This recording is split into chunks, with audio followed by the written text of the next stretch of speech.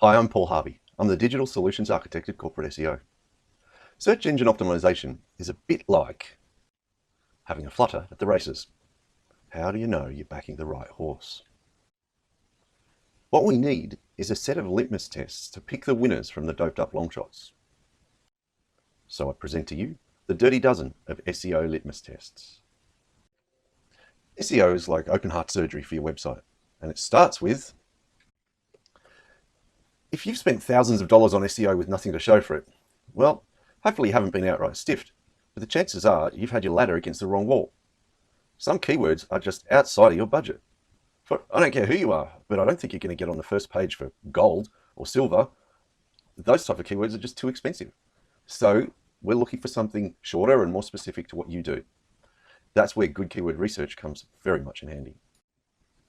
Keyword research is not just about looking for the most popular keyword, but the best bang for buck. Keyword research without some form of competitor strength rating is not worth its salt. We're not talking about the AdWords competition level, but SEO competition. How well optimized are your competitors' sites? The other thing you should see in your keyword research is a surprise. Good keyword research should dig up keywords that you weren't expecting.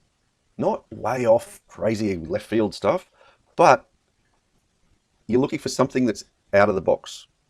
If it's completely way off, then they show lack of care or understanding. But if it's out of what you were expecting, then it shows that they really dug deep.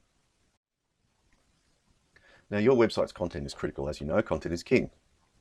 Your content must be accurate to protect your brand, must be helpful and engaging to encourage sharing, and it must be unique to avoid duplicate content penalty. Now, speaking of the Google penalties, this is your holy book. Treat every recommendation in Google Search Console as mandatory. Make sure that the thing is spotless. I want to see zero tolerance for errors. Now, write this down, varvy.com. You can go in there and for free, and in about 2 minutes, it will scan your site and tell you whether you are contravening any of Google's webmaster guidelines or not, and what you need to do to fix it. varvy.com. Kind of like Paul Harvey, but spelled slightly differently. So, how many people have had their SEO break their website? If they're messing with your live site, it is absolutely only a matter of time. The cure is cloning. All structural changes should be made on a development copy, not your live site. Now, if you've got a small website that's not that mission critical, then you could skip that. But I must ask you, if you're trying to get up on Google, why is your website not mission critical? So we've talked about all of the on-page issues. Now let's talk about the bottom half of the iceberg, the links to your site. First of all, demand full visibility for everything that's going on by your SEO. Don't be a nightmare time waster who drills into every painful little detail, but it pays to do an occasional deep dive. If your SEO is hiding anything at all, it's time to move on. Ideally, every link they build should either be retractable or undisputedly natural. Double check that they can pull down the links if they need to, because seriously, SEO is constantly changing. Old SEO is now negative SEO. What used to work fantastically now works against you. That's why you should perform a detox or disavow every time you change SEO providers. Now, we have a special running to perform a full detox of your site for only $178 at corporateseo.net, Google Penalty Recovery. Check us out. Now, what would it look like if you had 1,000 Facebook likes but no activity on Twitter and Google+? Bit suspicious, yeah?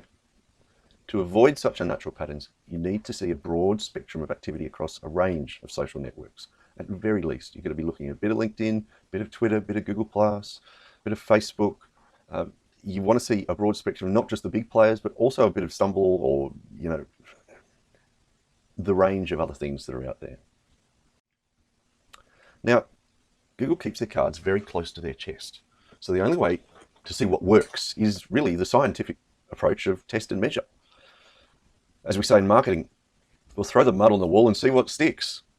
It's very much a test and measure approach, and you cannot expect any guarantees. But if you're working closely with a good SEO, they'll keep you informed about what's going on, what they've tried, and what the results are thus far. What's wrong with this picture? Well, what are you doing searching for your company name? well, sure, check it from time to time, but if your website doesn't come up first for your own brand name, you've either not started SEO at all, or you have some very serious SEO problems indeed. What you really want to come up for are non-branded keywords, so that you can be found by people who don't yet know your company name. Now, the other thing to be sure of is make sure you are not logged in. If you see your smiley face shining back at you in the top right corner of the screen instead of a sign in button, then you're seeing personalized results, which is not what everyone else is seeing. Now, the solution to that is private browsing mode. Now, here is some examples. In Firefox, you would click the top right 3-button menu and then click on New Private Window, and then you'll see a new window with this icon on it. Then you're seeing essentially what everyone else sees when they load Google. If you're using Chrome, you would again click the 3 bars, click New Incognito Window, and you get this lovely gentleman. In Safari, you would click Safari Private Browsing. And there, my friends, are the dirty dozen of SEO litmus tests. Stay safe out there. But before we go, remember that our detox special for only $178 at corporateseo.net, Google penalty recovery.